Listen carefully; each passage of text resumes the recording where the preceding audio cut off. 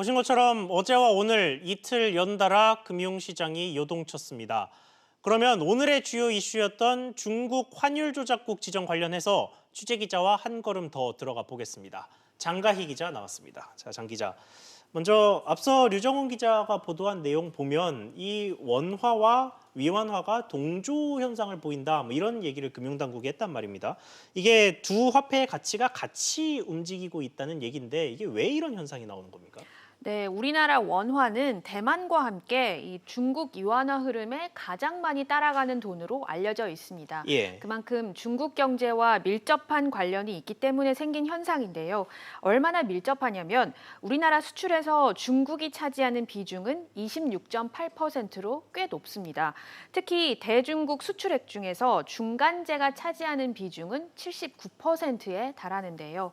또 미국이 중국에 관세를 부과해서 중국이 대미 수출이 감소하게 되면 자연히 중국의 중간재 수요가 줄게 돼 우리나라의 대중 수출에 악영향을 미치게 됩니다. 예. 최근 우리나라 반도체 수출이 부진한 것도 중국의 대미 수출이 줄면서 이 중간재 격인 반도체의 대중 수출이 많이 줄어든 영향이 있습니다. 그러면 조금 더 구체적으로 들어가서 이 대중 수출 타격이 어느 정도나 됩니까? 네, 지난해 7월부터 미중이 4차례에 걸쳐서 관세를 부과를 했는데요. 예. 우리 기업 수출에 이 관세가 영향을 미쳤습니다.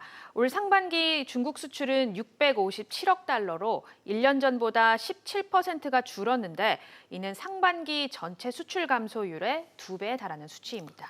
자, 그러면 종합적으로 봤을 때 오늘 발생한 이 미중 간의 환율 경쟁이, 환율 분쟁이 우리 경제에 어떤 영향을 미칠까요?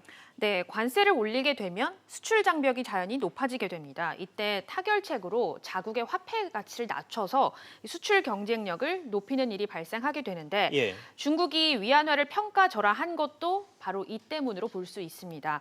미국이 이를 보고 중국을 환율 조작국으로 지정을 했고 글로벌 무역 전쟁으로 비화가 된 상태입니다. 각국이 관세라는 장벽을 쌓고 자국 화폐 가치를 경쟁적으로 낮추게 되면 미국과 중국처럼 무역 전쟁으로 격화될 수밖에 없습니다. 자연스럽게 글로벌 교역량이 줄어들 수밖에 없는데요. 무역 의존도가 높은 우리나라 입장에서는 결코 달갑지 않은 대목입니다. 그렇군요. 장 기자 이야기 잘 들었습니다.